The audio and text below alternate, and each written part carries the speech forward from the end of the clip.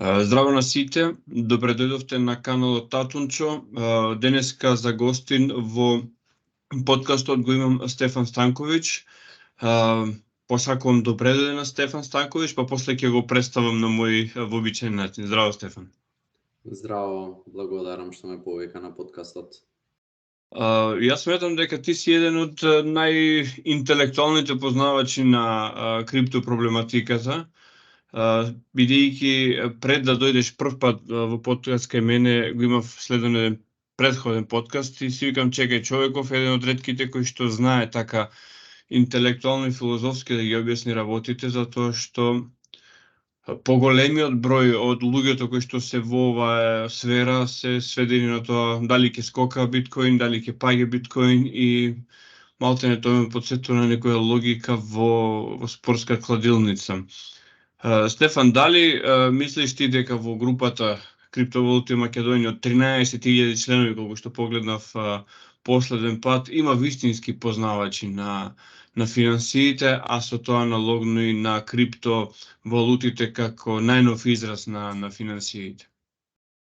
Многу малку, значи групата генерално порасна многу бргу кога почна претходниот bull market во крипто, што е многу очекувај. Тоа дури некога почна, туку веќе кога беше во голем замав и кога веќе почна луѓе да сваќаат и чекај биткоин на $20,000, бла бла и беа, значи почна наплив и да се зголемува групата со не знам стотици нови членови на ден, меѓутоа јас од оние разговори, од тој некој потесен круг, да речам, на крипто комуната во Македонија, дали може би има 15-20 луѓе во Македонија кои што ја разбираат проблематиката на задоволително ниво, дали може би работат во индустријата или приватно се бават со тематиката, без разлика, толку некаде би го свел бројот на луѓе.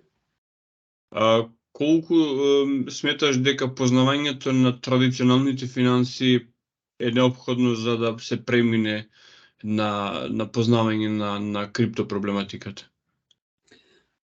Па искрено мислам дека е неопходно. Во суштина, например, оној проблем со кој што ја најчесто се среќавам, кога пробувам да објаснам што се криптовалути или што е биткоин, што е поентата на биткоин и така натаму, не можеш на никој да му објасниш поентата на биткоин ако не го разбира традиционалниот финансиски систем, бидејќи биткоин се појавува како решение на проблемите на традиционалниот финансиски систем. И ако луѓето не разбираат што се е расипано, да речам, или неправилно во традиционалниот финансиски систем, тогаш и не ја разбираат суштината нити на биткоин, нити генерално на криптовалутите, така што неопходно е разбирањето, што е многу комплексно, значи нема генерално луѓето не ги интересира тематиката, не разбираат ни што се пари, ни како се создаваат, ни како функционира финансискиот систем, ни капитални пазари, а тек додека стигнеме до криптовалути, пречката е многу голема. Значи, генерално луѓето ги гледаат криптовалутите само како начин за брза заработка и кога ги гледаш така, најчесто си последниот во веригата кој што купува и најчесто купува врвот на криптовалутите или на пазарот и најчесто ги губи парите, бидејќи ова не е. Чи заработување во било која сфера си бара една доза на професионализам и така. Туристи кои што влегуваат во овој свет најчесто ги губат парите, потоа нели биткоин им е крив и така натаму.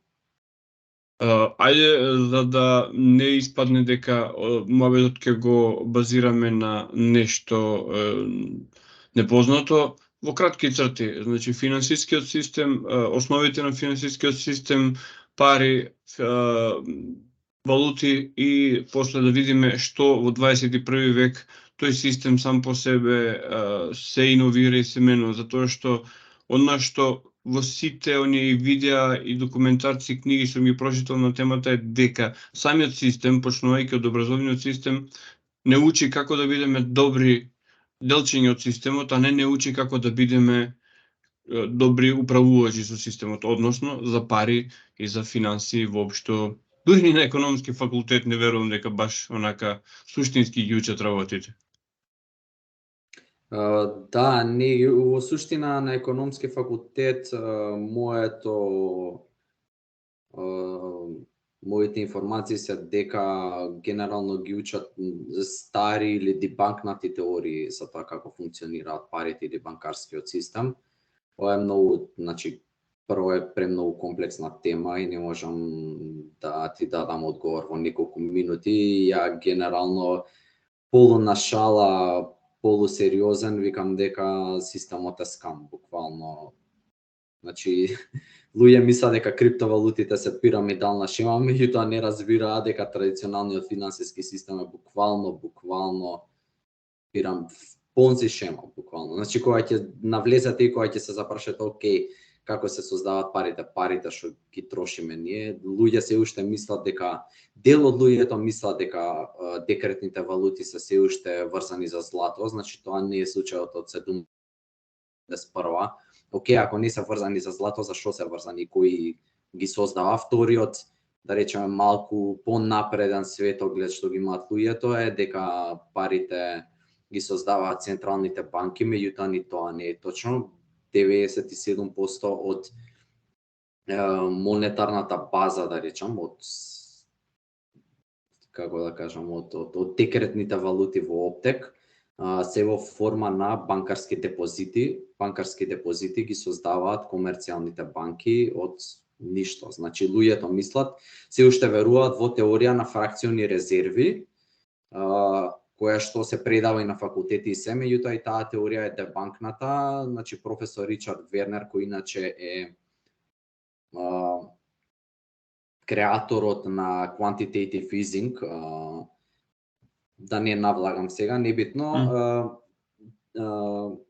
има публикувано цитираниот научен труд во сферата на финансиите и монетарната политика, каде што буквално за прв пат после не знам колку години, за секогаш претпоставам, го објаснува емпириски, значи емпириски прави експеримент, оди во банка, подига кредит и ги отвара книгиве на банкава и следи што се случува во позадина, и на тој начин ја дебанкнува теоријата за фракциони резерви, односно докажува дека банките креираат депозити од ништо, односно кога луѓето одат да си подигнат кредит во банка, банката ги создава парите за тој кредит од ништо во самиот момент. Не и требаат резерви на банката, значи банката не дава.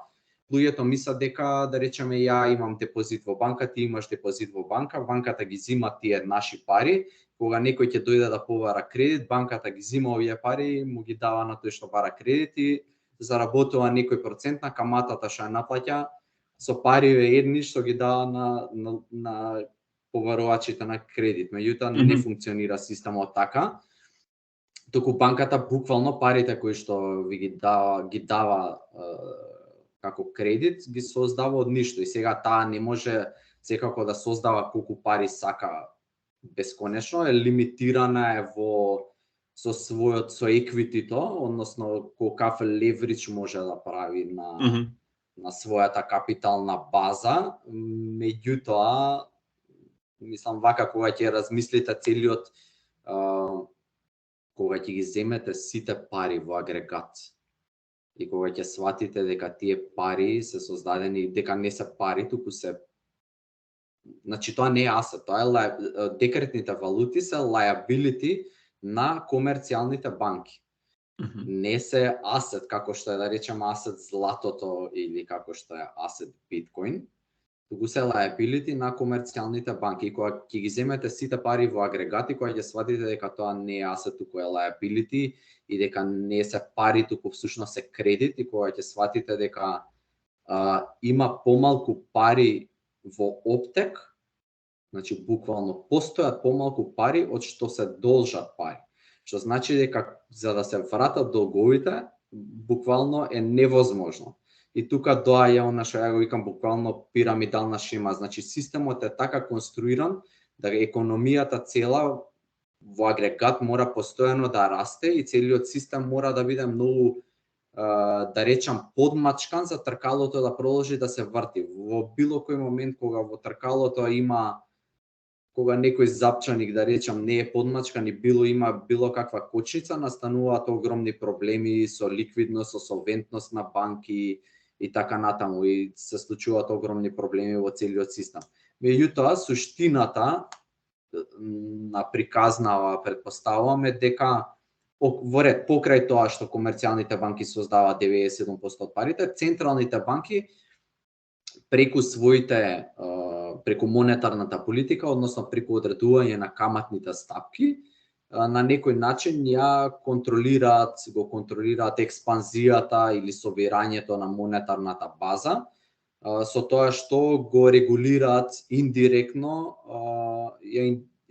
регулираат побарувачката за кредити. Значи, доколку побарувачката за кредити расте побрзо од стапката по која што кредитите се враќаат, тоаш монетарната база ќе се шири и обратно.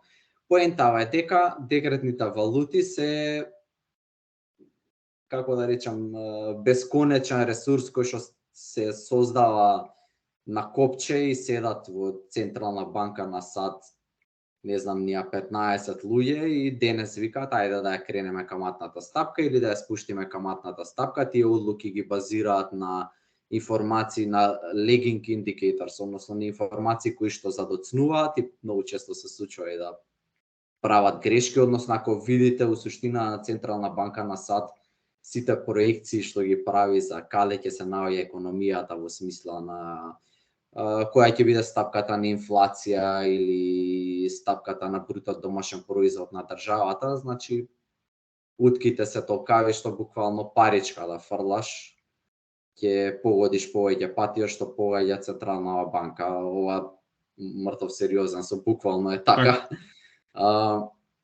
И сега имате еден цел систем кој што е контролиран од горе надолу, како порано во комунистичките земји и командитните економии, каде што буквално цените на секој продукт се одлучувале во некое биро од луѓе кои што немале поима од ни од економија, ни што прават, ни што се случува на пазарот.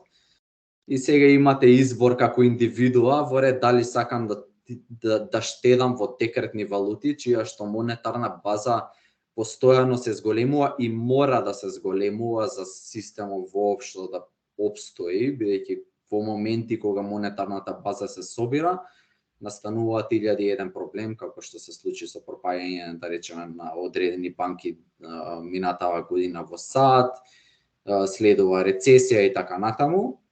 И дали сакам да ги чувам парите во ресурс кој што буквално имате dilution, не ми текна са разредување. Разредување, да.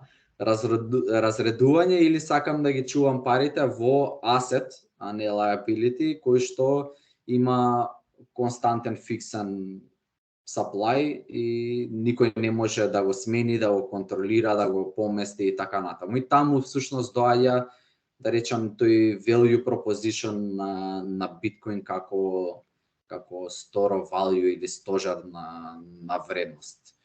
Понатаму останатите криптовалути си имаат свој value proposition и така натаму, меѓутоа, да речам, сума сумарум, суштината горе-доле е таа. Овде може, значи ова е бесконечен разговор, значи ова можеме да го објаснуваме со сати, меѓутоа ја пробав вака и лаички малце да го сумирам, да ја кажам суштината. Суштината за мене е дека традиционалниот систем е скам, буквално, значи кога ќе го разберете како функционираат механизмите, сваѓате дека буквално е скам и дека е неодржлив систем и дека за да биде одржлив, значи мораме константна инфлација да имаме и штедачите да бидат постојано оштетување. Значи оние кои што штедат во декретни валути тоа е нонсенс.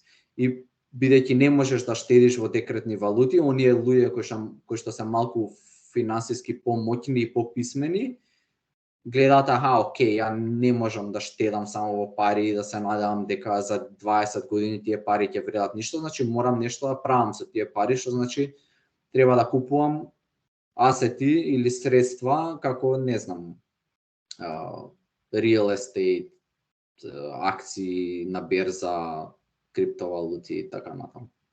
Дали ова за фракционарните резерви, ако добро те сватив порано, беше потребно барем 10% некаква подлога за издавањето на кредит. Например, кредит од 1000 денари требаше да има подлога од 100 денари.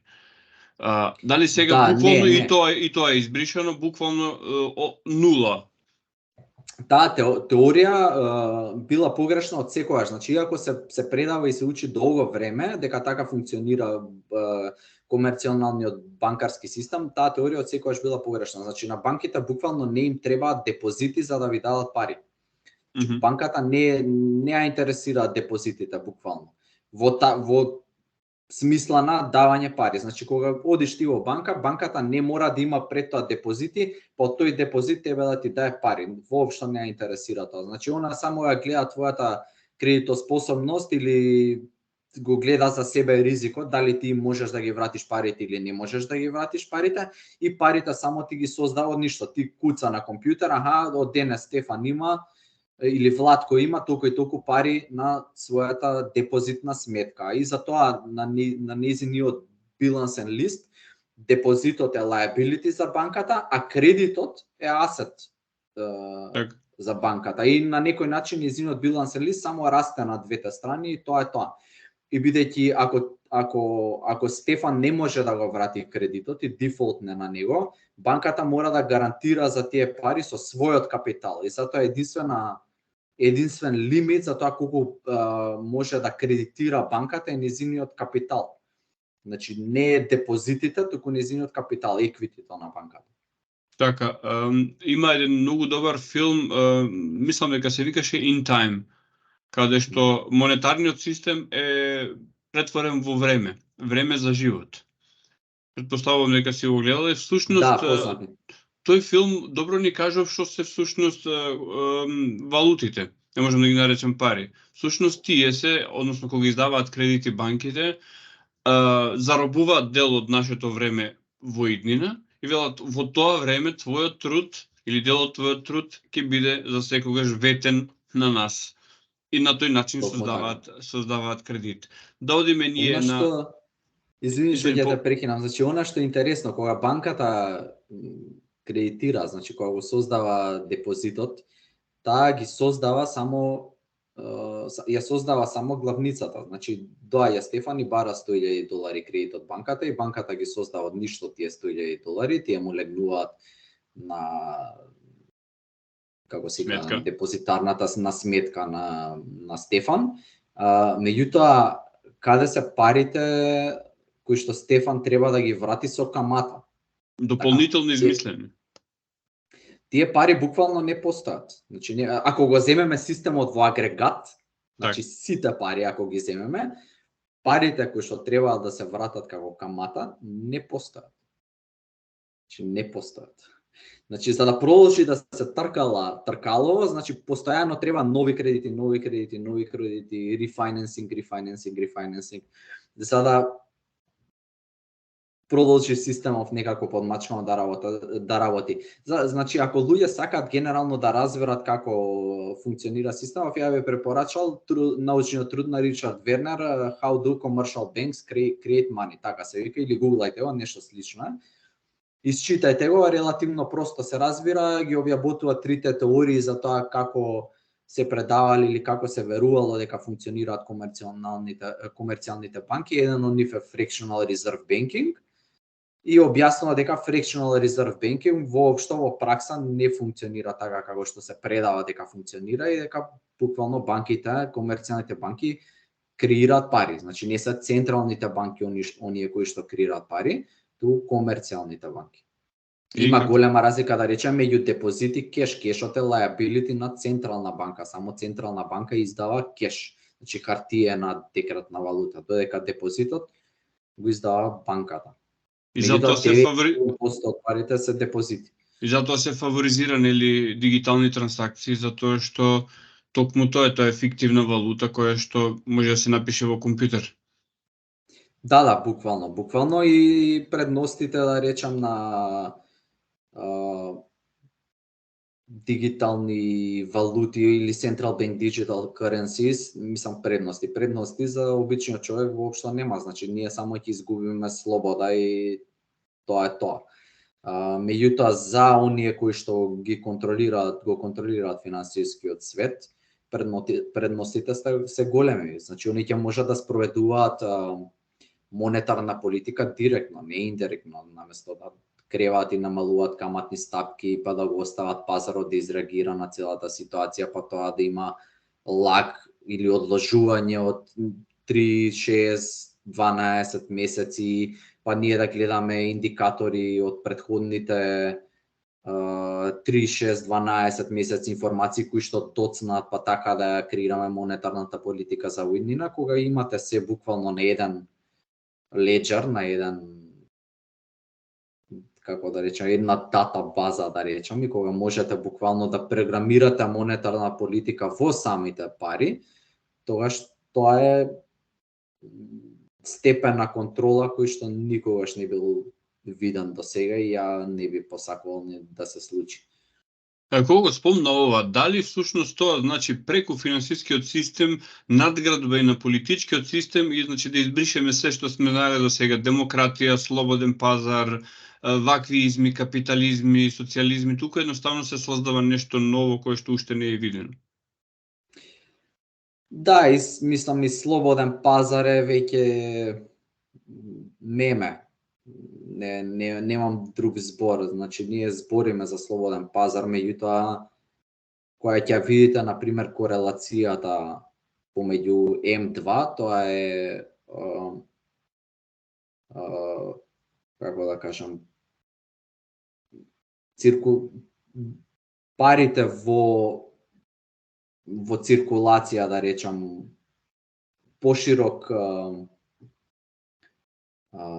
пошироката база на пари во циркулација, ајде така да го наречам М2, со, да речеме, S&P 500 индексот, и кога ќе забележите дека всушност колку повеќе се зголемува монетарната база, значи корелацијата е нешто во стил, значи за $1 новосоздаден долар или испринтал долар од ништо, S&P 500 расте 97 центи. И сега ние седиме и си размислуваме и овие акции, оваа фирма, дали била ваква, дали била таква, на крај се сведува се дека ако принтаат пари, берзите ќе растат, ако не принтаат пари, берзите нема да растат. И истото е да горе-долу и со криптовалутите и во суштина тоа е тоа. Нема некој, мислам, слободен пазар е веќе меме, не.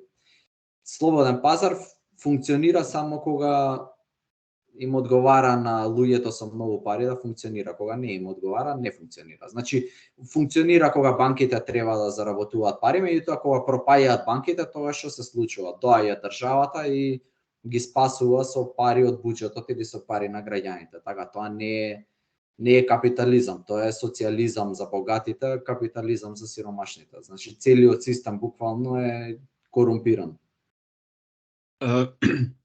Да преидеме на оно што ни е тема, а тоа тоа е биткоин, кој што 2022 година заедно со остатокот од економските трендови одеше во црвено. И тоа во црвено до степен, да, имаше одредени крахови, значи се оно што беше понзи во криптосветот буквално се сруши, луѓе отидоа во затвори, а биткоин значи стигна до некоја сума од $15,000 за биткоин. Неколку работи. Дали тоа значеше дека биткоин е неминовно веќе влезен со органска врска со остатокот од економијата во светот и всушност дали тоа значи дека оно што го кажа пред малку, дека ако се принтаат фиат валути и биткоин ќе оди нагоре, и ако не се принтаат фиат валути, биткоин ќе оди надолу? Па да, мислам, деноминаторот е декретна валута. Значи, кога гледаме колку пари е биткоин, значи мериме еден биткоин колку долари е. И ако има повеќе долари во циркулација или има помалку долари во циркулација, деноминаторот, ме разбираш, математиката е релативно проста. Така да, мислам и биткоин и општо целиот пазар на криптовалути не постои во вакуум.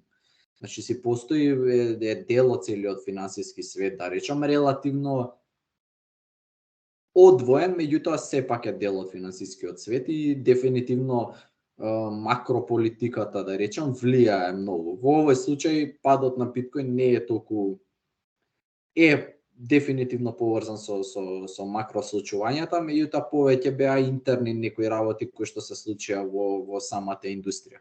Значи прво Централна банка на САД почнува да крева каматни стапки, полека пазарот на криптовалути како рефлексија на тоа полека почнува да паја, меѓутоа во еден момент се случува имплозија со еден протокол во крипто кој се нарекува Тера. Во буквално еден ден беа збришани од прилика 40 милиарди долари, сега не објаснам како тој систем функционира. Меѓутоа кога се случува тоа и биткоин преживува многу силен удар, да речам, и се случува, да речам, една каскада на или домино ефект на пропаѓања на одредени протоколи и фирми во самата индустрија. Значи прво имплоднува Тера, потоа е еден огромен хедж фанд во индустријата Three Arrows Capital кој што бил презадолжен, кај многу луѓе не може да си ги намери побарувањата.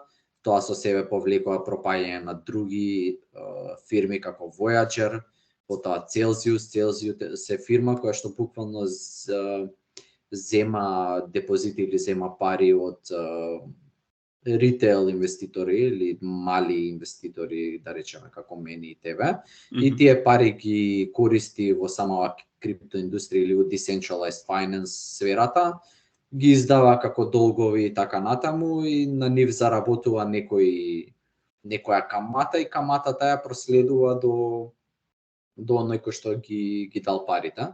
И тоа е генерално бизнис моделот на како функционира Celsius и BlockFi, меѓутоа во пракса тие не функционирале така и во позадина правеле многу ризични потези, како последица на тоа изгубиле многу пари кога пропаѓа Тера и кога пропаѓа Three Arrows Capital и кога паѓа целиот пазар и тие не можат повторно да ги намират своите обврски, пропаѓаат и тие, потоа се случува FTX. FTX е класичен криминал и класична корупција, буквално. Нема тука што многу да се дискутира. Во моментов Сем Бенкман-Фрид и уште неколку луѓе од врвот на FTX се судат во САД и во суштина мислам дека, ако не се лажам, SBF е веќе осуден. Немам поема колку години, ама мислам дека генерално никогаш нема да излезе од затвор. И тоа е тоа, значи имаш каскада на случувања кои што го буткаат буквално биткоин од врвот на 68.000 долари или колку и да беше до таму 15, 16, 17.000 долари. Тоа од друга страна представуваше одлична можност за луѓе кои што во суштина го познаваат биткоин да инвестираат. Да, и го познаваат и биткоин и разбираат како функционира системот. Значи ако разбираш дека пари неминовно ќе продолжат да се принтаат, тоа е тоа. Значи биткоин има само 21 милион биткоини во циркулација кои што ќе бидат за секогаш, а долари ќе има се повеќе и повеќе, или евра ќе има се повеќе и повеќе, или денари ќе има се повеќе и повеќе. И проста математика е на крај буквално. Сега, според тебе, со животот на биткоин, еве гледаме дека сега се наоѓаме во еден мини бул ран во крипто. Да. Веќе сме над 40.000 долари. Каков ќе биде со животот помеѓу биткоин, односно генерално криптовалутите и оно што значи известното создавање на дигитални валути на централните банки кои што ги спомнавме претходно, ете за да не испадне значи апстрактно зборувањето за биткоин со тебе сме разговарале, да ги дефинираме на кратко централните валути односно дигиталните валути на централни банки, како тоа се различни од постоечките и да видиме каков ќе биде соживотот на тие два феномени во идни, да речеме, во наредните 10 години. Така, да, дигитални валути на централни банки или скратено CBDCs, Central Bank Digital Currencies. Има различни, во моментов нема, во суштина има еден пилот проект во Кина, кој што практично се спроведува, меѓутоа има различни модели за како би функционирале. Генерално се делат на два типа, wholesale и retail. Wholesale би значило дека би функционирале само во интрабанкарскиот свет, да речам. Ние како обични граѓани не би имале допир буквално со овие валути. Втората варијанта на Central Bank Digital Currencies, односно retail варијантата е буквално сите да имаме паричници создадени и издадени од Централната банка и да користиме дигитална валута создадена и издадена од централни банки. Моментално парите кои што ние ги користиме, депозитите буквално, се создадени и издадени од комерцијалните банки. Целиот тој систем е многу, да речам, стохастичен и раштркан и тежок за контрола и за влијание од страна на централни банки. Големо влијание има самиот пазар и како луѓето се однесуваат. Во суштина централните банки кога спроведуваат монетарна политика, 90% од нивната работа е setting expectations. Значи, буквално, они повеќе време посветуваат на тоа кога ќе излезе Джером Пауел на телевизија, кои зборови ќе ги каже и каде ќе се наоѓаат тие зборови во реченицата, отколку дали ќе ги кренеме каматните стапки за 0,25% или за 0,5% или така натаму. Значи, она што пазарот ќе го мисли и верува за иднината, има многу поголем ефект на монетарната политика, отколку што има самата акција на Централната банка со кревање на каматната стапка. Значи, setting expectations е буквално 90% од работата.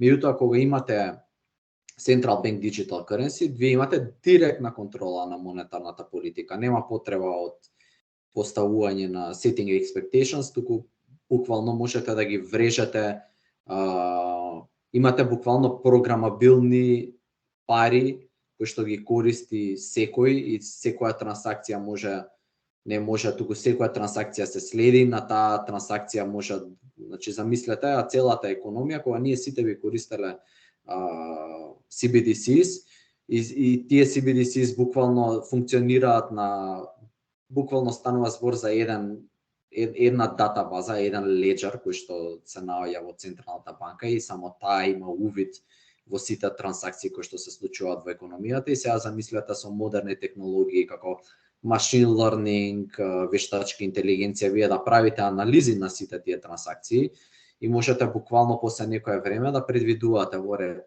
вака се однесува целата економија и сега ајде да си играме ние командит на економија и можеме да речеме сакам овој дел од економијата да просперира, овој дел од економијата да го задушам и таа монетарна политика можам да ја вградам директно во парите. Например, можам парите да ги програмирам доколку имаш, да речеме, над $50,000 во твојот паричник, секој денар или секој долар над $50,000 полека, да речеме, со 5% годишно би ти се смалувало контото, би се гореле на некој начин тие пари. Значи ти буквално ти наметнува на некој начин инфлација или ти наметнува стимул, притисок, инсентив, како сакаш, да ги трошиш тие пари над $50,000, а не да ги чуваш, бидејќи гориш 5% од тие пари во секој момент. Или, например, можат да спроведуваат арбитрарни такси или даноци за одредени трансакции, да речеме, ако купиш биткоин, имаш автоматски данок или автоматска такса од толку и толку посто, ако купиш, не знам, било што утре може државата да смета дека е непожелно, може само да го забрани. Или, например, можеш да имаш некој диктатор, како што има во многу држави, и не била ни толку сјајна и ситуацијата и во Македонија, и на него може да му текне и чекај сега има новинари тука кои што се прават многу паметни и пробуваат да ме бутнат од власт и мислат дека слобода на говор е многу паметна работа и сега ајде да ги згасиме од штекер. И буквално кога имаш контрола на парите, ти можеш со Central Bank Digital Currency буквално можеш некого да го елиминираш од финансискиот систем и да не може ништо во животот да плати. Зборам во хипотетичко сценарио каде што сите трансакции се вршат во Central Bank Digital Currency. Денес таква политика не може никој да спроведе, бидејќи се уште имаш кеш, се уште имаш криптовалути, се уште имаш злато, можеш да смениш едноставно парите да ги чуваш во офшор банка, значи живееш во една држава, парите ти се во друга држава и така натаму. Кога ние сите би биле, кога системот би се сменил и сите би користеле Central Bank Digital Currency, ова не би било можно. И контролата би била многу језива и ја не би сакал лично да живеам во тој свет. Но оно што е најинтересно е, ово кажа ти дека пилот проектите се во Кина, ама очигледно дека западниот свет, така наречениот слободен свет е поприлично ставен во искушение да ги спроведе сиве работи. Имавме Легард кој што изјави дека digital euro is here, демек диджиталното евро е овде. Да. А ништо не прави Централната банка на Европа без дослух на федералните резерви од Америка, така што јас многу пати во шега велам она што Западот сака, како кога ќе порасне, сака да биде тоа што е Кина денес. И мене многу добра анализа, скоро се слагам, така ми делува, значи натаму се движат работите. Иначе да, не постои во моментов не постои голема држава, да речам, која што не работи на CBDC. И САД и Европа, во САД ќе биде малку потешко тоа да се спроведе, мислам ја не би се кладел дека нема да се спроведе, меѓутоа ќе биде малце потешко бидејќи има отпори од одредени сенатори, има отпори од самата популација, сепак они се држава која што својот дух го заснова на таа некоја идеја на слобода и така натаму, што тоа буквално во Европа го нема и во Европа тоа ќе си пројде многу едноставно, особено кога ќе земеме во предвид како е структурирана Европска унија и така натаму. Мислам, можат многу лесно да го спроведат и ќе не лажат дека тоа е за наше добро, на вас ќе ви биде многу поубаво, поевтини трансакции, не знам, ќе ги спасуваме делфините во океаните да не умираат и така натаму. Меѓутоа, во суштина се сведува на контрола. Тоа е буквално механизам за контрола кој што е, ја мислам, the final boss на некој начин. Значи во моментот кога тоа ќе се спроведе, повеќе ние немаме, значи ако немаш ти слобода на трансакција, слобода да тргуваш како сакаш, со некоја доза на приватност и слобода да купиш што сакаш, каде сакаш, кога сакаш, од било која интимна причина, тогаш за каква слобода лична ние зборуваме, така не, мислам, едното без другото не може да постои. Интересна работа, ги спомна слободите, јас со повеќето соговорници и ако некој лајт мотив на мојот канал го имам, тоа е всушност слободата. И годината во која што почнав да го работам каналов е таа во која што буквално некој кој да не разбуди еден убав сон и да не рече, видите, сонов не е реалност и реалноста ова, тоа е дека сите оние декларативни слободи кои што порано Западот само заради постоењето на Советскиот сојуз мораше да ги дава, сега вика тоа е премногу. Ќе кажем еден мој личен пример, конкретно за слободата на движење, каде што де факто ја имаш, ама ја немаш. Пред лето бев во Милано, и тоа во центарот на Милано. Имав одредена работа и проверив дали еколошката категорија на моето возило може да влезе во центарот на Милано и ми пишуваше дека може. Подоцна сватив дека за влез во Милано, односно во централниот дел, има посебна такса, значи тоа е како царина. Ако не сте од Милано и ако не живеете таму, треба да си платите царина, што не го знаеш. И што се случи, ми дојде казна кој што нормално морав да ја платам. И сега, разговарајќи со еден колега кој што често оди за фудбал во Милано, ми објасни како пробал последниот пат. Оди до периферија, паркира некаде на периферија, зема изнемувачки автомобил, електричен, хибриден, не знам каков е, се движи со апликација низ градот, ја знам таму неколку евра од саат, буквално ако ја изнемиш за еден ден, тоа се многу пари, и оставаш било каде, таму си има предвидени паркинзи, и продолжуваш во остатокот со сопствената кола, што значи декларативна слобода на движење има, но фактичка слобода на движење, неконтролирана и ненабљудувана, нема. Сличното е со слободата на говорот, слично е со слободата за тргување, сите оние, да речеме, фундаменти кои што ги има и во Универзалната декларација за човекови слободи и права и во Уставот на САД кој што е најслободарски, најголем. Твој коментар на ова? Со други зборови, слобода на движење има ако имаш пари, така? Да, ако имаш пари и ако си политички подобен, односно ако кажуваш дека, нели, и кажуваш сите оние мантри кои што денеска се мејнстрим.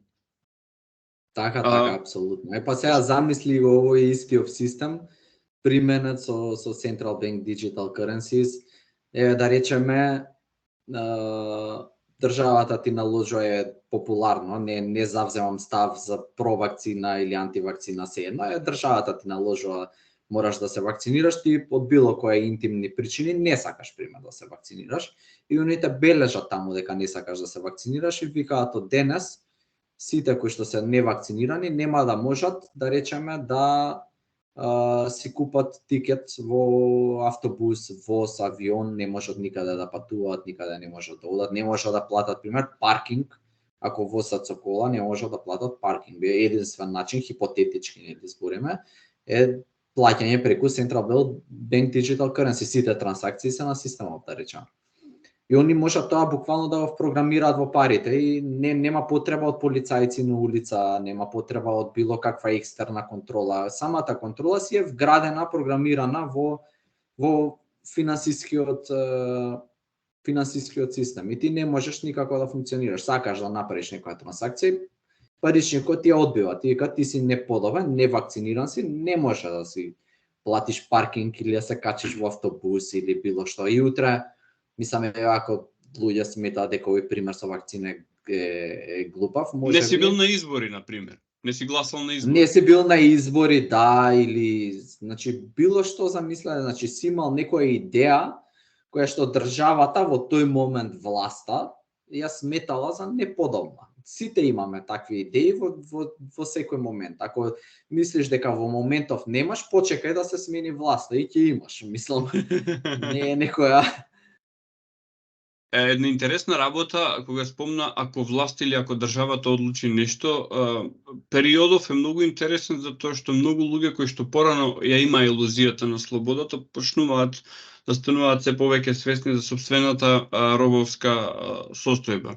Сите ние кога се раѓаме, без разлика во која земја, добиваме нешто што е малтене. Во Македонија не можеш да го смениш, во некои земји се менува во однос на името, а тоа е матичен број. Матичниот број е само белег на сопственост кој што државата го става врз граѓаниното. Кој го сваќа поинаку, се лажи. Како баркод на некој начин. Како баркод. Сега поентата е, разликата е помеѓу сите типови на робови, свесни робови и несвесни робови.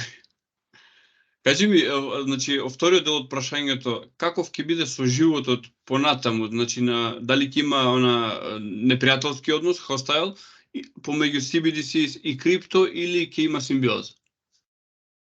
Генерално. Да, генерално. Мислам, многу луѓе мислат дека, бидејќи не разбираат што е биткоин, и мислат дека кога ќе имаме CBDCs, Као толку, целата поента на биткоин пропаѓа, ние сега имаме дигитални валути издадени од државата и ние ќе си ги користиме нив, што ќе ми е биткоин, мене не ми требаат дигитални валути не издадени од државата. Меѓутоа тоа е буквално целата поента на биткоин. Во случај кога би имале дигитални валути издадени од државата, ја дури тогаш мислам дека популарноста на биткоин би пораснала уште повеќе, бидејќи контрастот помеѓу едниот систем и другиот систем се гледа највеќе. Поентата на биткоин е буквално отцепување на парите од државата. Нема никаква потреба државата да ги контролира парите, никаква.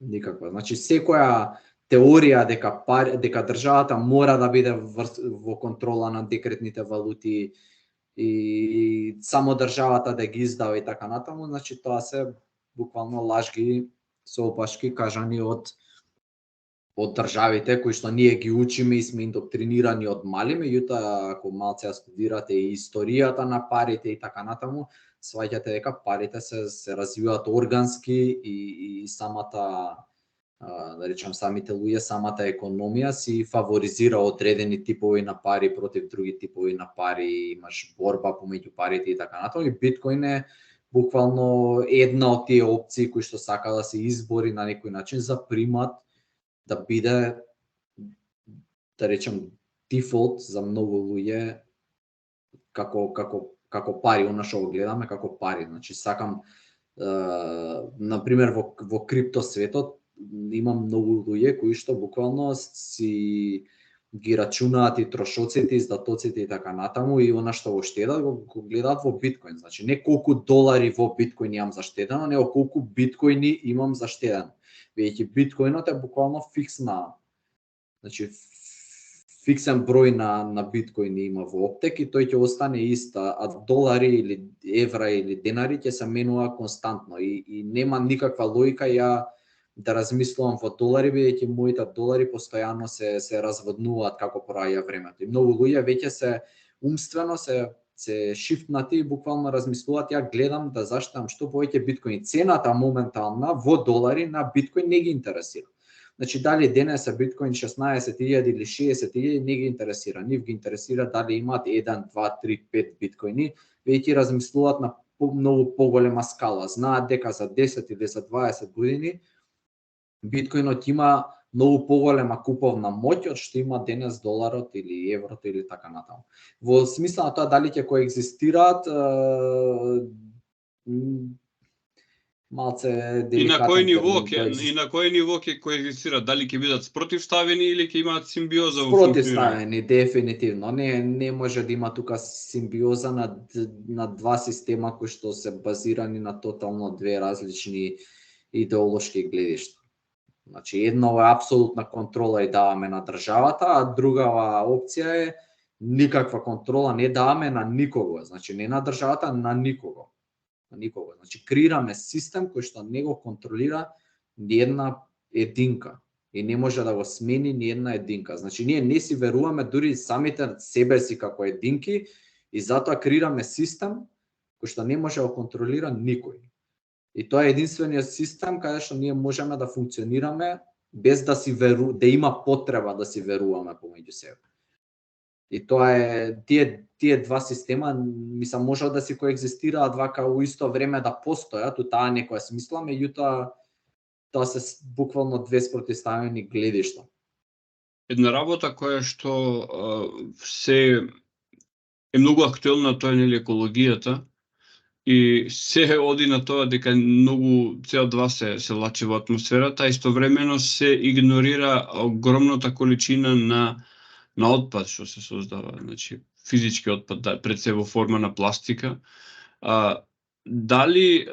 Сам кажа дека нели ако продолжиме со неограничено издавање на долари, на евра, тоа значи дека потребата економијата да расте, постојано да имаме ново и поголемо производство, тоа значи консумеризмот мораме да го ставиме секогаш на максимум. На планета каде што ресурсите се ограничени, ограничен систем, не е неограничен, пајде сега целиот универзум ќе го потрошиме, дали биткоинот е всушност и еколошка варијанта? Браво. Одлична. Мислам, ова е анализа која што мислам дека скоро никој не ја разбира на тоа ниво. Значи, еколошкиот импакт од декретните валути е, значи, магнитудата е ненормална, бидејќи имате систем поставен кој што буквално наложува раст и наложува short term thinking, значи гледање на работите краткорочно, а не долгорочно, и наложува раст по секоја цена само за да може системот да екзистира, и мисалокацијата на капиталот која што се случува како последица на архитектурата на декретните валути, на начинот на кој што тие функционираат, е ненормално големо. И како последица на тоа, ние буквално ја уништуваме планетата само за овој понзи систем да продолжи да екзистира. Додека кога би биле буквално на биткоин стандард, тоа не би се случувало. Не може да постои мисалокација на капитал кога парите кои што ги користиш да деноминираш се останато во нив се фиксни. Значи нивниот supply, нивната понуда е фиксна и нема тука простор за мисалокација на капитал. Секоја математика што мора да ја направиш, имаш една константа во таа математика.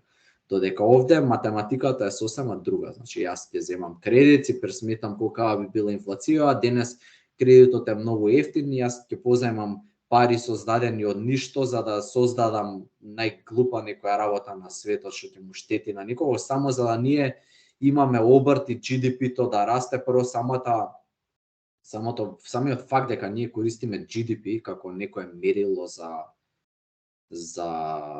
благосостојба на економија е апсурдно. Значи апсурдно. Значи што треба една држава да се концентрира да прави, тоа е да гради капитал, сток, а не GDP е мерка за флоу, не е за сток. Значи државата треба да го зголемува својот капитал, а не да го троши својот капитал, да го експлоатира својот капитал за да создава, да речам, не фиктивно, реално, меѓутоа да принта висока бројка на GDP, на бруто домашен производ, а во суштина ти своите ресурси, значи земјата која што имаш, човечкиот капитал и така натаму, само го експлоатираш, го цедиш, само за ти да покажеш бројка дека нашиот бруто домашен производ е 5% годишно во последниве 10 години. Е супер, ама земјава за 10 години веќе нема да раѓа и тога што ќе правиме?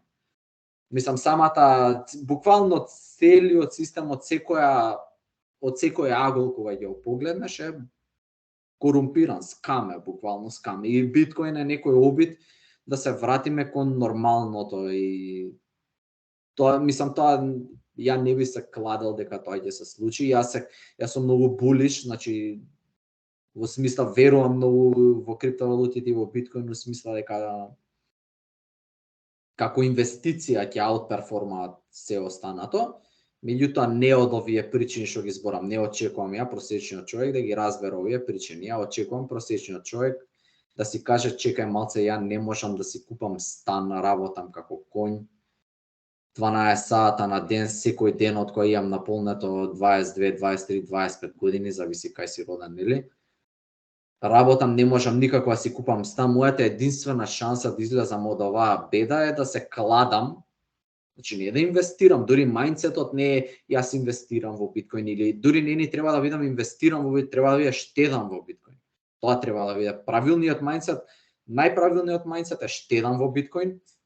Малку прифатлив мајндсет од тоа е инвестирам во биткоин, а најмалку прифатлив мајндсет е се кладам буквално. И 90% од луѓето буквално од системот кој што е наметнат на декретни валути и обезвреднување на се што е реален капитал, разводнување, луѓе го сваќаат, окей, чекај, ја работам, ова нема никаква смисла, ја за да купам стан треба да се заглавам на кредит 30 годишен и некој апсурден процент од мојот годишен инкам да оди кон тој кредит за ја да отплатам куќа после 30 години. Попрво ќе инвестирам, односно ќе се кладам на биткоин да направам некои брзи пари, да направам нешто со себе во животот. И сентимент, ја мислам дека се повеќе ќе се зголемува кај младите во западниот свет денес и од таа причина мислам дека ќе видиме уште еден огромен бум во криптовалутите. Меѓутоа таа причина е жална. Значи не треба тоа да биде мотивот зашто некој инвестира или штеди во биткоин или инвестира во криптовалути или се интересира за нив и така натаму. Не знам дали ги имаш погледнато последните реклами на Coinbase. Буквално мислам рекламите се супер, меѓутоа сентиментот е буквално тој. Значи пробуваат тоа да го таргетираат кај денешните миленијалци, кај денешните зумери, е буквално тоа. Значи ти дава перспектива пред 50 години, завршувам факултет, се вработувам, купувам куќа. Завршувам факултет, се вработувам, купувам куќа. И тоа се случува се до кога? До пред 30 години, до пред 20 години. Денес се завршувам факултет, се вработувам, рентам, работам 2 работи, се заглавам на кредит и не можам да го отплатам и едва преживувам. Тоа е денешниот живот на просечниот миленијалец или По други зборови, Стефан, она реченицата, знаеме која има кажано, ќе немате ништо и ќе бидете среќни. Буквално, да. Значи оддавање на ефтини задоволства, кои да се обично опијати, кои што треба да не, знаеш, слободното време кој што се помалку го имаме, треба да не отапат па да не размислуваме во каква состојба се наоѓаме, а остатокот од времето сега зборуваме за просечен нормален човек кој што со работење заработува за живот. Една работа која што се малце можеби излегуваме надвор од темата, просечниот политичар секаде, не само во Македонија, а Македонија уште покласичен пример. Кога би рекле дека еден актуелен министер за било што треба да се врати после мандатот на своето работно место, старо работно место, доаѓаме во недоумица, а што работеше човеков пред да биде министер, и сваќаме дека бил политичар, пратеник кој што чека да стане министер, значи не работел ништо друго. И сега тоа како болест се одразува во целото општество, значи ние зборуваме за пари, за финансии, за биткоин, за се останато, но не зборуваме за реалното создавање на вредност. Дали тоа не е вистинскиот проблем, затоа што повеќето луѓе размислуваат, нема потреба јас да работам нешто, нема потреба јас креативно да создавам вредност. Тука едноставно битно е да имам пари. А вредноста ќе ја создаде некој таму, не знам, измеќар во Индонезија, во Индија или било каде, па ќе ми дојде за ефтини пари, а што се всушност парите, кажавме, измислица. Што значи сакаме во тој робовски систем да бидеме, да има и некои робови под нас. Односно моментот создавање реална вредност како да го нема во системов. Те разбирам што сакаш да кажеш, ја пак ќе се вратам на биткоин, се надевам ќе ми ја сватиш паралелата. Тој мотив за создавање вистинска вредност, кога ти воред ја создавам некоја вредност, за таа вредност ја сум платен, така земам пари, да, и тие пари да речеме ги штедам. Меѓутоа ја кога сваќам дека после 2, 3, 5 години куповната моќ на тие пари ќе се преполови, значи со 10% инфлација како што беше после коронава, тебе цела заштеда, куповната моќ на целата заштеда буквално ти се преполовува за не знам сега точно 7 години, 8, сеедно. Значи замисли ти си успеал да заштедиш, да речеме, некако 20-30 илјади евра, и ако не ги потрошиш денес и ги штедиш, ти за 7 години тие 30.000 евра вредат објективно 15.000 евра. И ти буквално пливаш наспроти течението на реката. И тоа е крајно демотивирачки фактор за било што. Значи, која е поентата јас да создам било каква вредност, кога таа вредност ја не можам да ја енкапсулирам, да ја заштедам временски. Значи да ја тргнам на страна, воред ја денес создавам вредност, за тоа сум платен и сега сакам тие пари да ги тргнам на страна, да штедам, да соберам повеќе и да инвестирам во нешто, да создадам некаков капитал или да купам стан или се. И кога кога се случува тоа е крајно демотивирачки фактор. Меѓутоа, на пример, ја можам да кажам и лично, што ми лично психолошки колкава е промената кога ќе почнеш да штедиш во биткоин, да речам. Значи ти сваќаш дека ворет ја ова денес што го работам и штедам, оваа вредност што ја тргам ја на страна за 3 за 5 години ќе биде можеби дупло, тродупло поголема. И немаш инсентив прво да трошиш пари без да размислуваш, бидејќи си викаш, окей, денес ако купам кола од 5000 евра, тоа за 3 години, ако сум штедел во биткоин, ќе биде 15.000 евра. А колата со депрецијација ќе биде 2.500 евра. И таа математика нема логика. Значи, ја ќе го одложам купувањето на нова кола, колку што можам повеќе, бидејќи штедам во биткоин. Тоа е првото. А второто е ќе работам колку што можам повеќе, ќе создам што повеќе можам вредност, затоа што тоа се исплати едноставно. Че има смисло. Кога штедиш во декретни валути нема смисло.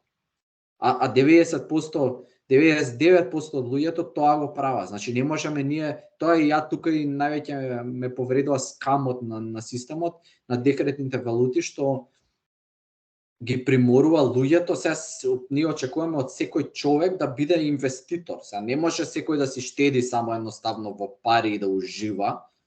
Туку он мора да размислува, чекај, јас овие пари сега мене губам куповна моќ од ден за ден, од година за година, ја морам нешто да ги инвестирам. И сега вие очекувате од секој човек да знае да инвестира пари и да прави економски математики и дали да купам стан или да купам акции или да купам биткоин или да купам ова или да купам она. Тој систем е корумпиран максимално. И луѓе и него прават тоа и буквално 90% од луѓето пливаат спроти течението на реката. Значи буквално работат и штедат во декретни валути, тие декретни валути постојано ја губат куповната моќ од година за година и ти буквално работиш од денес за утре узало. Значи не можеш нешто да заштедиш буквално во некој си временски период од 10-20 години. Кога би размислувал на 20 години рок, не можеш ти денес ја ќе почнам ќе си штедам денари. Тие денари денес што сум ги заштедил, еве денес да заштедам 10.000 денари, за 20 години ќе вредат 300 денари во куповна моќ. Значи нема ништо да вредат. И нема мотив да создаваш реална вредност. Самиот систем така ти наложува. Јас те сваќам што сакаш да кажеш и ти сакаше да тргнеш по сосема друга паралела, ама ако се вратиме повторно назад на како функционира системот, реалноста е оваа и не можеме никога да обвинуваме зошто, мислам, ситуацијата е таа. И единствен спас за луѓето е финансиски да се описменат, да разберат како функционира финансискиот систем темелно, длабоко, кои се импликациите за нив лично. Ја не очекувам сега луѓе да станат револуционери и да излезат на улица и да го бутнат системот. Напротив, чисто како индивидуа, окей, ја како ова се однесува на мене, како ја можам да излезам од системот, како ја можам да се спасам. Така, околу ова една мала илустрација, крајот на 90-тите години еден, да речеме, подрачен началник, што се смета за релативно, нели, висока функција, земаше плата од 12.000 денари. Сега претпоставувам таков подрачен началник зема скоро 1000 евра, 700-800, не знам колку е платата, а можам да се обложам дека куповната моќ на тие пари е многу помала од колку кога зема 12.000 денари во 98-9 некаде. Така што ова е илустрација на оно што ти го кажа. Има луѓе кои што можам да ги наречам кеш носталгичари, кои што мислат дека слободата е гарантирана единствено од кешот, затоа што нели се нема следењето на трансакциите. Од друга страна, јас сум доволно стар да се сетам на луѓето што чуваа пари во вреќи или во потперница и кога се смени системот, кога се смени од динар југословенски стана денар, и буквално стана со купишта вреќи безвредна хартија. Толку е, значи, кешот според мене гарант дека нешто е твое и дека да, никаков гарант не е. Пак станува збор за истата декретна валута во една форма или во друга. Кога би бирал помеѓу депозит или кеш, би избрал кеш како форма на истата декретна валута. Меѓутоа, кога би бирал дали би штедел во декретни валути или во во биткоин или во злато или во било кој друг асет кој што можеш да го искористиш, дефинитивно не би штедел во декретна валута. Ја на пример сум голем фан на кеш, чисто од идеолошки причини. Значи не сакам сите трансакции да ми се следат, повторно ќе кажам, од идеолошки причини. Мислам, мене не ми менја дали кога ќе влезам во Cam Market Mastercard знае што сум купил или меѓутоа зошто Mastercard да земе 2% на секоја трансакција што ја правам? Зошто? Кога можам да платам со кеш. Зошто би го дозволил тоа? И зошто таа трансакција некој да ја знае? Нема потреба. Значи не е тоа некоја спорна трансакција или не знам ја нешто кријам. Не сакам едноставно, не сакам. Тоа станува збор за приватно, некое чувство интимно кое што мене ми смета едноставно. И у таа некоја смисла го друга работа на пример кај кешот е окей, осигуран си кешот, повторно ќе кажеме liability на централна банка, не на комерцијална банка. И ако комерцијалната банка кај што ти се наоѓа депозитот пропадне, тоа ќе имаш сериозен проблем со повраток на тие пари. Кога имаш кеш, горе доле си сигурен ако знаеш кај го чуваш и така натаму. Меѓутоа не те штити кешот од пропаѓање на самата декретна валута, значи тебе инфлацијата повторно те убива. Ти денес ја дали имам $10,000 во кеш или како депозит, тие за 10 години пак нема вредат ништо. Значи како и да го свртиме клопчево, тоа е тоа. На незаконскиот данок наречен инфлација е Така и не само тоа, него повторно, значи сега луѓе не размислуваат толку, знаеш, многу луѓе мислат дека криптокомуната е, да речам, дефетистичка и не знам, размислува за некои црни сценарии и така натаму. Не е тоа случајот. Повторно станува збор за некоја желба за слобода и за суверенитет како личност. Сакаш да бидеш суверена личност буквално. И ти кога значи не знам какво е вашето искуство, кога ќе викам вашето, се однесува на луѓето што слушаат, меѓутоа само да направиш некој депозит у банка, да речеме од поголема сума, значи дај ни влакно да ти испитаме ДНК, мокрача, бриз, не знам што, од кај ти се париве, зашто ти се во ред, ајде. И после кога пробуваш да си ги извадиш повторно своите пари, прво банката ти наплаќа провизија за да ти ги даде твоите пари, што е апсурдно, а второ е повторно те праша, а што ќе правиш со пари? Зашо ти треба кеш? Зашо не ти останат у банката пари? И мислам, мене тоа ме тригерува, не знам, значи мои пари се, не сакам да полагам сметка што ќе правам, ништо нема да правам, немам поима што ќе правам. Не е тоа ваше гајле што ќе правам, јас со моите пари, ја работев за овие пари, така? Океј, да се има потекло на парите. Или пробај пренеси пари преку граница, или прати како се вика, меѓународна трансакција или така натаму. Пример, ја бидејќи работам за странска фирма и постојано платата што ја земаме буквално меѓународна трансакција, и додека стигне и треба гулабот да го прелета океанов недела дена да пројдат за да ми стигнат мене парите и така натаму. Мислам, смешно е. Па парите не работи банката у сабота и у недела, не може да ти стигнат пари у сабота и у недела или да пратиш пари. Ти има некој од оние работниците со оние лентите овде кои што треба да ти ја прокнижи трансакцијата. Архаичен систем, абсурдно е, абсурдно. Последно прашање кое што е доста дискутирано, а мислам едно од корпусот на неразбрани прашања, биткоин како legal tender, односно биткоин како основно средство кое што една држава го прифаќа како платежно средство. Тоа го имавме случајот со, подсетиме, која беше јужноамериканска држава, Ел Салвадор, така. И сега дали председателот на Ел Салвадор е будала или доправа треба да дојде времето на таквите будали? Па не е будала, бидејќи само го ослободува пазарот. Ако сакате, користете си биткоин, ако не сакате, не го користете, никој не ве примурува. Сите други што прават, викаат, например, во Македонија, законско платежно средство или legal tender е денарот и тоа е, само со денар ќе платиш, нема друго. Нема слободен пазар кога се парите во прашање. Че не можат парите да се изборат меѓу себе на пазарот и една од нив да победи како подобри пари. Значи денар е и тоа е, крсти се. Значи мора да имаш денари. Сакаш данок да платиш денари, сакаш бензин да ставиш денари, сакаш ова денари.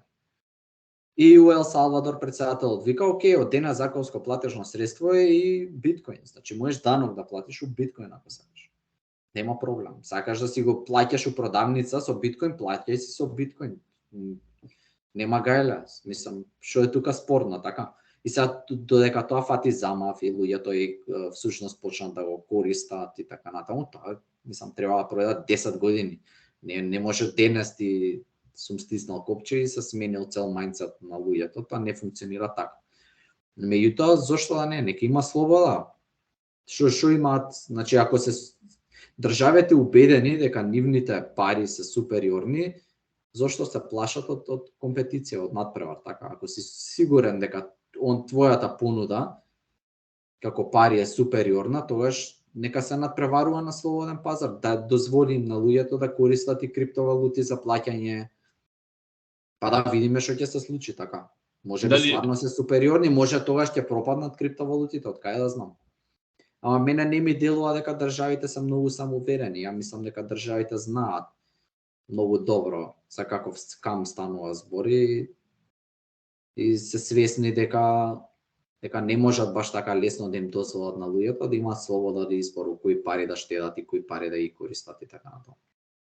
Зато имаш и како се вика капитални рестрикции, има секоја држава за да се заштити својата валута, значи така натаму. Значи секоја држава која ќе почне да ја пропаѓа валутата, пошто испринтале многу пари или се случило било што друго, прво нешто што прави е капитални рестрикции. Не можеш да вадиш пари од земја, не смееш да купуваш со овие декретни валути кои да се што пропаја е лира некај, не смееш да купуваш евра, не смееш да купуваш долари или смееш само во одредена сума. Значи буквално те заклучува во систем кој што пропаја.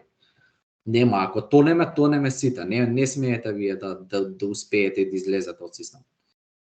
Таков еден, да речеме, случај беше во доцните 80-ти, рани 90-ти, кога имаше хиперинфлација на југословенскиот динар, каде што буквално црниот пазар на површина, сите размислуваа во термини на германски марки, никој веќе не размислуваше во динари, затоа што промената беше толкова што од денес до утре вредноста на одредени пари беше буквално се ронеше како од некој ронлив материјал. И црниот пазар што направи, односно црниот пазар, пак би рекол, реалната економија ја изфрли германската марка како алтернативно средство кое што ти гарантира дека 100 марки денес се 100 марки утре, а не и обратно.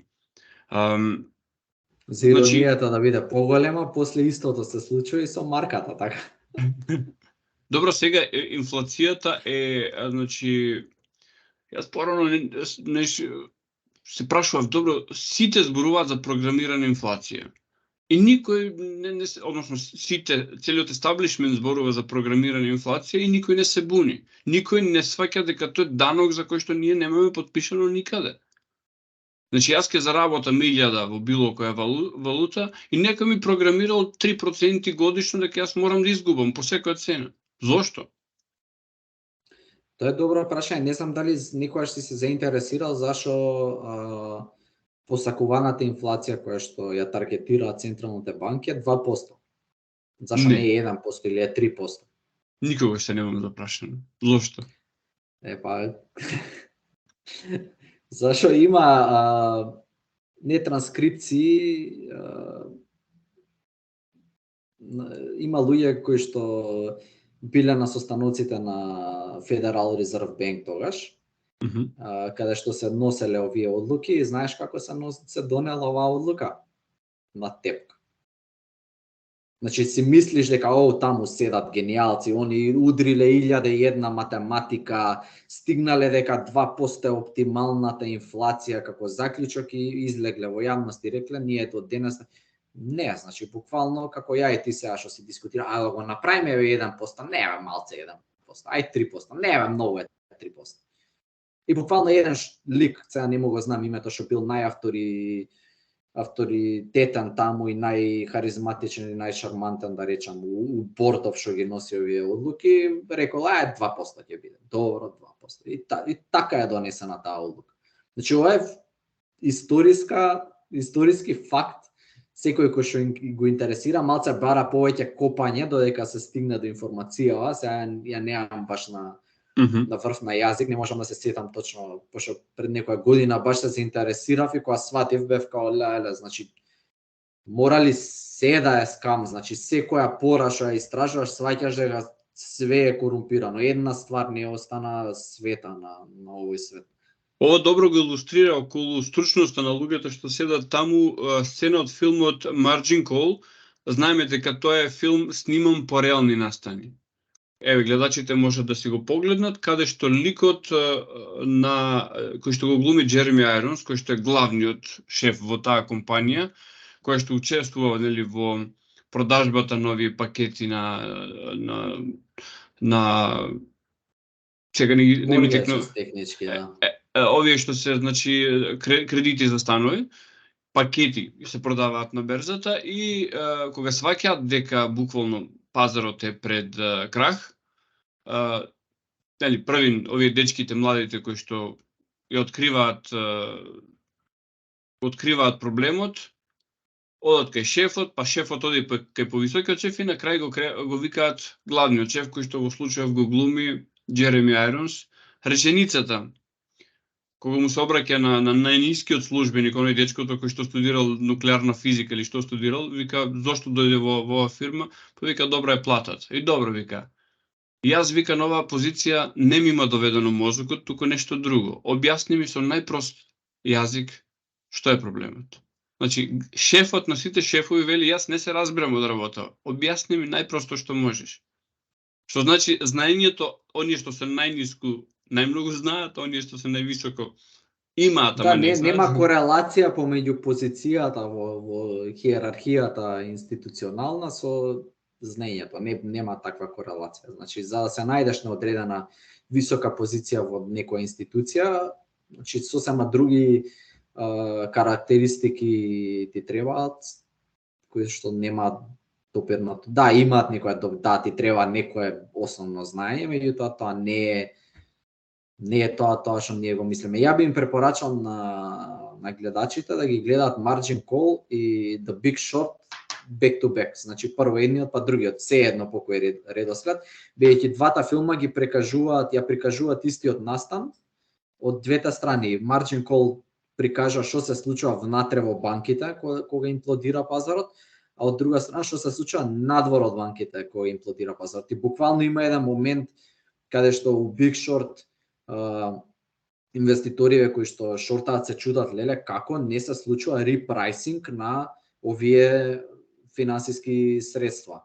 Зашо банките им ја детерминираат цената оваа кога реалната е многу пониска. А од друга страна гледаме што се случи у банката за тоа време. У банката за тоа време они вртат телефони, пробуваат да се отарасат.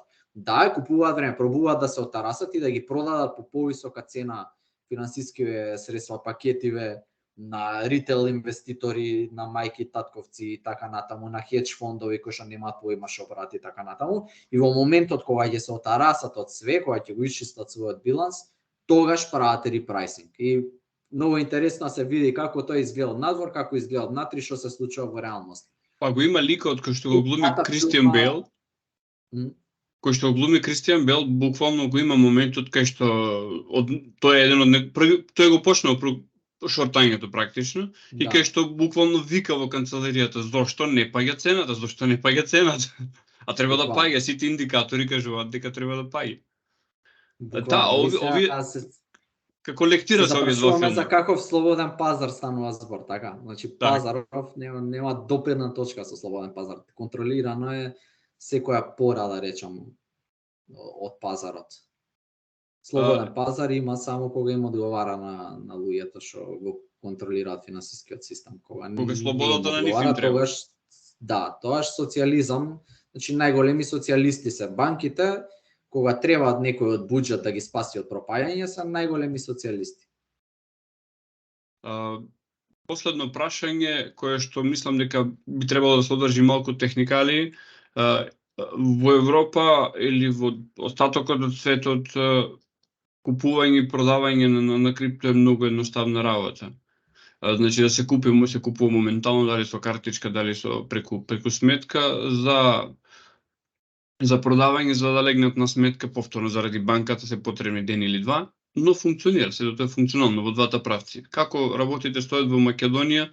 Јас не сум таму, имам слушнато дека луѓе за да можат да повлечат пари треба да ги продадат на некаква си менувачница физичка, па да менувачницата им даде кеш и слични работи. До каде сме со комплетната регулација на криптовалутите во Македонија? Што е потребно, како функционира моментално? Па они као го уредија криптовалутите, ја препиша таа една пета директива за спречување перење пари на Европска унија и ја внесоа во закон за спречување перење пари во Македонија и таму се регулирани криптовалутите, продажба, купување, менувачници и така натаму. Сега има таму некои апсурдни работи, бидејќи законот пишуван од луѓе што нема допирна точка со индустријата, нити разбираат како функционираат криптовалути, нити ништо, значи се земеле, се удриле копи-пейст од директивава и цепам. Како функционира у пракса не би можел да ти кажам конкретно, не знам, банките пред 2-3 години беа многу ригидни, у смисла не дозволуваат трансакции да направиш до криптоберза, па ако повлекуваш пари од криптоберза и тука ти прават проблем. Иако е легално све, значи нема ништо нелегално ти да купиш криптовалути и да продадеш криптовалута. Тоа ниеден закон во Македонија никогаш не го спречувал. Значи све што не е нелегално е по дефиниција легално и ова секогаш било легално во Македонија. Ја во суштина имав и магистирската моја теза, имам магистрирано бизнис право. Мојата магистарска теза всушност беше таа правна регулација на криптовалути, компаративна и мултидисциплинарна анализа, значи во повеќе држави, во повеќе аспекти и вклучително и Македонија. И на Народна банка соопштенијата ги анализирав и така натаму. Суштината беше таа дека се однесува едно време како да е нелегално, иако не е буквално легално. И сега бидејќи ги уредија менувачниците со законов, има некои менувачници низ градов, физички да речам, каде што до $500 можеш без евра, можеш без KYC да извадиш пари, или да купиш или да продадеш, не знам кои се провизиите. За се што е над $500, тоа исто е како во регуларните менувачници, треба да приложиш лична карта, самите менувачници тоа треба да го забележат, да го проследат до не знам која институција таму и така натаму. Генерално тоа е тоа. Меѓутоа претпоставувам дека денес банките се помалку ригидни кога станува збор за купување, пример на странски берзи за криптовалути, кога купуваш или продаваш или сакаш да си ги повлечеш пари, претпоставувам дека се многу помалку ригидни од што беа пример пред 2-3 години пред овој закон да се донесе. Да беа паметни не е идеален, ни една смисла, нити има некоја чи повеќе е така паушално донесен како потреба за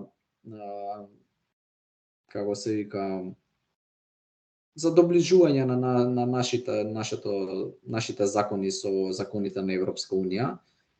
И тоа е тоа.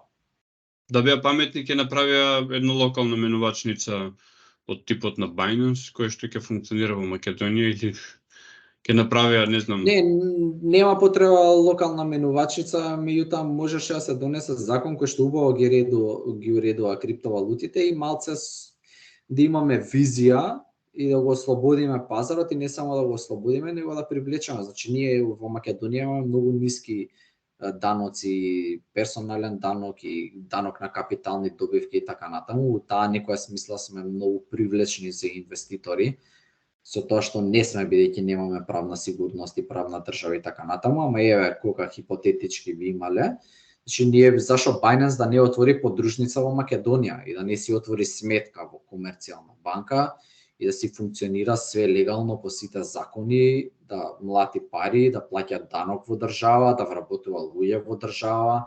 И не е само Binance, 1001 минувачница, не само минувачници и други бизниси од IT секторот и така натаму. Значи таа економија ние можевме да развиеме како што ја развија други држави, како не знам, нека е биде Ел Салвадор или не знам, Малта и така натаму.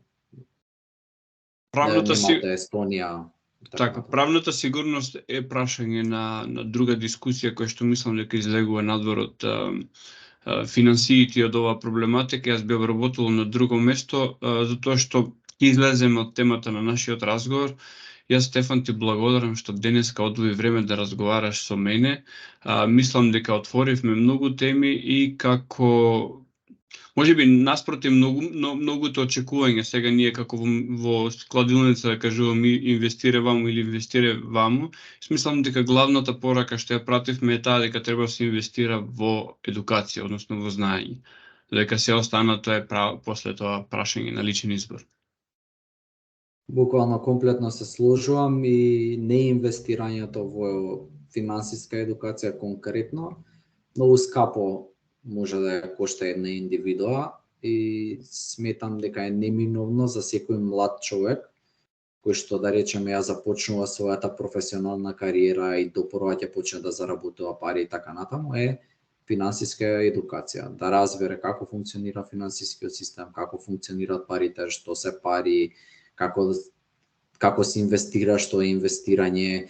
Ја не велам да се инвестира неминовно во криптовалути. Криптовалути се едно финансиско средство од мноштво на финансиски средства во кои што луѓето можат да инвестираат.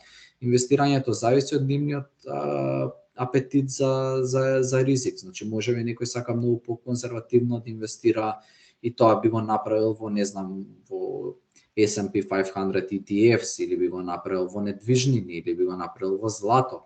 Во што и да е, секој млад човек кој што може да заработи доволно за нешто да тргне на страна и да заштеди, мора да знае дека таа заштеда мора да ја инвестира, за жал пак ќе кажам, така е поставен системот, и мора да се описмени на таа тема доколку сака да прекине да плива спроти течењето на реката цел живот. Значи, ако сака конечно да види ветер во грб наместо во гради, ова е неминовно да го направи. Топло би препорачал на секој да се заинтересира на темава и да поработи на себе си, бара малце читање и гледање едукациони материјали, размислување и така натаму, меѓутоа тоа е тоа. Ете, во најмала мера може да ги изгледаат филмовите кои што ги спомнавме, тие се играни филмови, се доста забавни, а исто времено и доста едукативни, затоа што обработуваат реални настани. Стефан, секој добро. Фала ти.